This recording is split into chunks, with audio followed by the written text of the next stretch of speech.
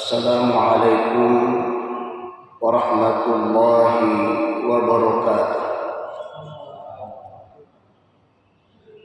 Alhamdulillah, asbahna wa asbahal mulku lillahi walhamdulillahi la syarika lah, la ilaha illahu wa ilaihi nusyur.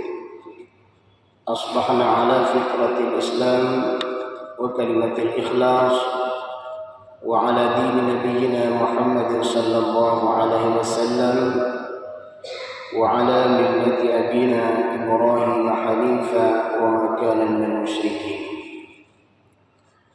A'udzu billahi minasy syaithanir rajim. Inna rahmatallahi qaribun minal muhsinin. Wa qala Nabi sallallahu alaihi wasallam, man salaka tariqan yatlubu fihi ilman salakallahu bihi tariqan min turqil jannah.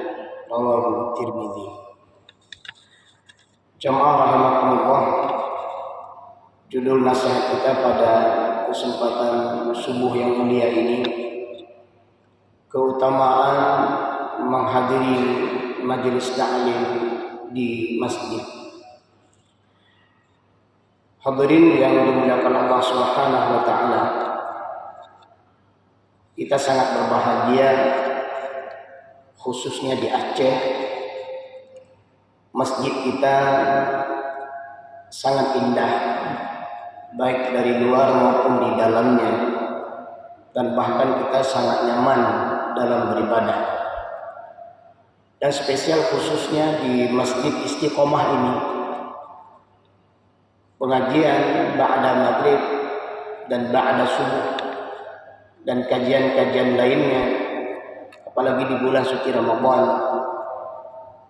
sekitar 30 atau 40 tahun yang silam itu sudah terlaksana begitu baiknya dan luar biasa, dan diisi oleh para penceramah, para ustadz yang sangat luar biasa di bidang keilmuannya. Maka oleh karena itu, mari kita rawat dan kita jaga masjid kita. Mari kita memakmurkan masjid kita. Di samping kita sholat 5 waktu berjamaah, di antaranya juga adalah kita sama-sama meramaikan kajian-kajian yang senantiasa diadakan, baik itu ba'da maghrib sampai menjelang isya maupun ba'da salat subuh seperti yang kita laksanakan pada hari yang sangat mulia ini.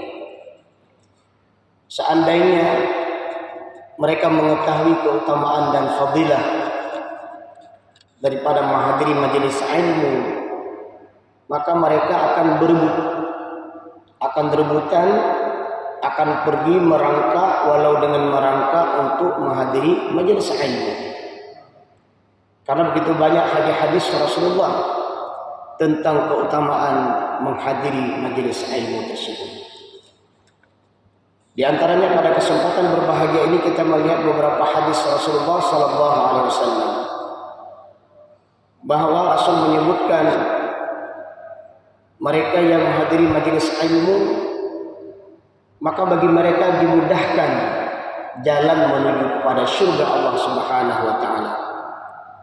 Sebagaimana hadis yang kita bacakan tadi, man salaka tariqan yatlubu fihi ilman salakallahu bihi tariqan min turuqil jannah. Barang siapa yang menempuh jalan menuntut ilmu, maka Allah akan memudahkan jalan untuknya menuju surga. Rawahu Tirmidzi. Kenapa orang yang pergi menuntut ilmu dimudahkan bagi mereka jalan menuju surga? Ketahuilah hadirin yang dimuliakan Allah Subhanahu wa taala, untuk memasuki surga Allah itu perlu ilmu. Ilmu tentang ibadah-ibadah, amalan-amalan yang harus kita lakukan sehingga Allah masukkan kita ke dalam surganya. Mustahil seseorang yang ingin masuk surga sementara dia tidak punya ilmu. Mustahil seseorang memiliki ilmu kalau dia tidak pergi menghadiri majelis ilmu. Apalagi kajian-kajian yang disampaikan seputar bagaimana kita memahami sholat wajib, yang itu merupakan kewajiban bagi kita. Bahkan juga disampaikan fadilah daripada sholat wajib, bagaimana memahami ibadah-ibadah lain yang ada dalam Islam, baik ibadah mahdah maupun ghairu mahdah. Itu disampaikan dalam majelis ilmu. Seseorang yang memiliki ilmu, maka dia akan bersemangat untuk mengamalkan ilmu tersebut. Maka terkadang kalau kita tanya kenapa seseorang tidak mau salat, salah satu penyebabnya adalah dia tidak tahu bahwa salat itu wajib. Ada orang kalau kita melihat mereka membuka aurat, baik laki-laki maupun perempuan. Ketika kita tanya, dia tidak tahu mana batas aurat antara laki-laki dan perempuan. Ada di antara mereka yang durhaka kepada kedua orang tuanya. Ketika kita tanya kenapa anda durhaka kepada kedua orang tua anda, dia tidak tahu perilaku apa yang menyebabkan dia durhaka kepada kedua orang tuanya. Dan berbagai macam hal-hal lainnya yang menyangkut tentang ibadah mahdah dan ghairu mahdah dan amalan-amalan yang ada di dalam Islam tersebut, seseorang tidak akan pernah mau melakukan karena dia tidak mengetahui amalan tersebut. Atau dia melakukan amalan tersebut. Banyak orang beribadah, tapi dia beribadah dengan kebodohannya, sehingga Allah Subhanahu wa taala menolak ibadahnya karena dia beribadah bukan dasar ilmu. Maka oleh karena itu Rasulullah menyebutkan seseorang yang hadir ke majelis ilmu, menyimaknya, mendengarnya, kemudian melakukannya, mudah-mudahan dengan ilmu yang benar yang dia dengar, kemudian dia akan beribadah dengan ibadah yang benar pula. Inilah yang menyebabkan dia dimudahkan masuk ke dalam surga Allah Subhanahu wa taala. Yang kedua, mereka yang senantiasa hadir ke majelis ilmu, terutama di masjid yang hari ini kita melihat di musalla, di menasah, sering dibuat kajian ilmu seperti ini. Apa yang Allah berikan kepada mereka? Illa nazalat alaihimus sakinah. Mereka yang duduk-duduk di rumah Allah, membaca ayat-ayat Allah, mengkaji tentang firman Allah, apa yang Allah berikan kepada mereka? Illa nazalat alaihimus sakinah. Diberikan ketenangan kepada mereka. Kenapa? Karena mereka mendengar firman Allah, karena mereka mendengar hadis-hadis Rasulullah, karena mereka mendengar kalimat-kalimat daripada ulama-ulama yang mulia. Itulah yang membuat mereka tenang. Justru sebaliknya, seseorang tidak akan mendapatkan ketenangan ketika mendengar sesuatu yang tidak baik. Masya Allah. Tidak ada yang kita cari dalam kehidupan di dunia ini kecuali ketenangan. Maka ketika kita kondisi tidak tenang, kondisi resah, kondisi gelisah, ambil Al-Quran dan bacalah. Renungkan maknanya. Baca sirah-sirah kehidupan Rasulullah dan para sahabat. Baca kehidupan orang-orang salafus salaf. Baca kehidupan orang-orang yang dimuliakan Allah. Baca kehidupan orang-orang yang dijamin surga oleh Allah. Dan baca kehidupan orang-orang yang dimurkai oleh Allah. Ketika kita memahami, membaca ilmu tersebut, mendengar ilmu tersebut, maka kita diberikan ketenangan oleh Allah Subhanahu wa taala. Bukan hanya ketenangan. Wa ghasyiyat humur rahmah. Allah berikan kasih sayang. Maka orang-orang yang senantiasa di majelis ilmu, maka mereka adalah orang-orang yang banyak diberikan kasih sayang oleh Allah Subhanahu wa taala. Sebagaimana Allah juga berfirman, "Inna rahmatallahi qaribum minal muhsinin." Sesungguhnya rahmat Allah itu sangat dekat kepada muhsinin. Mereka orang-orang yang berbuat baik. Di antaranya adalah menghadiri majelis ilmu. Tidak sampai di situ, kemudian Rasulullah melanjutkan kembali. Wa dzakarahumullah fi man 'indah. Mereka yang hadir di majelis ilmu, mereka duduk sebentar di majelis ilmu, mereka mendengar kajian ilmu. Orang-orang tersebut, nama-nama mereka itu disebutkan oleh Allah kepada makhluknya yang mulia, yaitu para malaikat.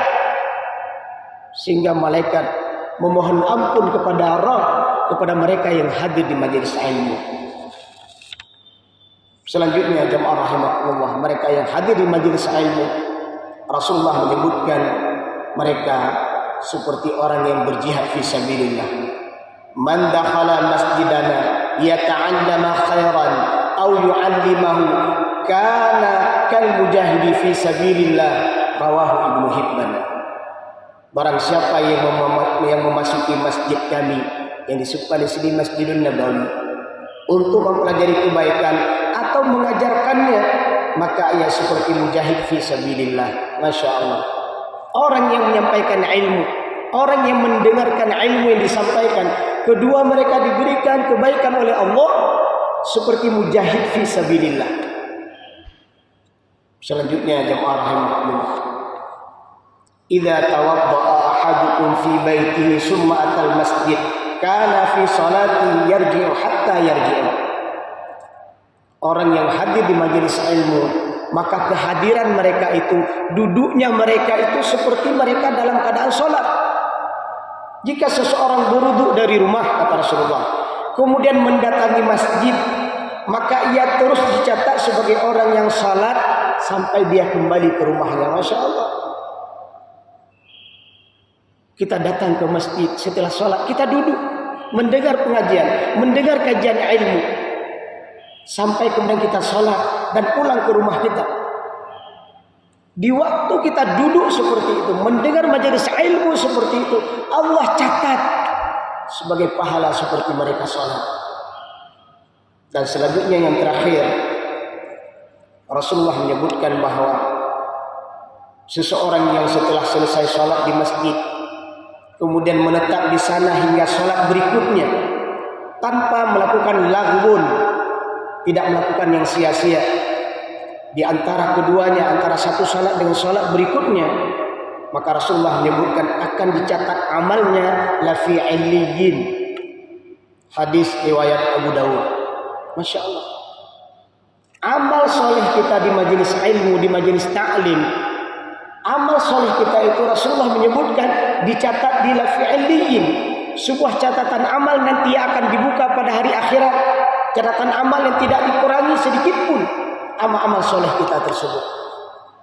Jamaah rahimakumullah, semoga kebaikan dari BKM masjid tidak mesti di istiqomah, dimanapun masjid, dimanapun musalla, dimanapun menasah, di sana ada kajian keilmuan, ada majelis ta'lim, datang dan hadirilah, karena sesungguhnya kebaikan yang cukup banyak yang Allah janjikan kepada mereka sebagaimana yang telah kita sampaikan pada tausiah kali ini.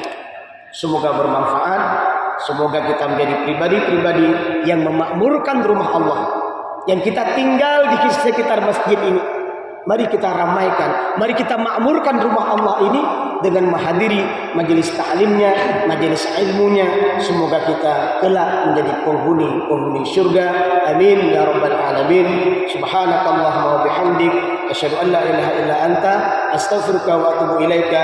Assalamu alaikum warahmatullahi wabarakatuh.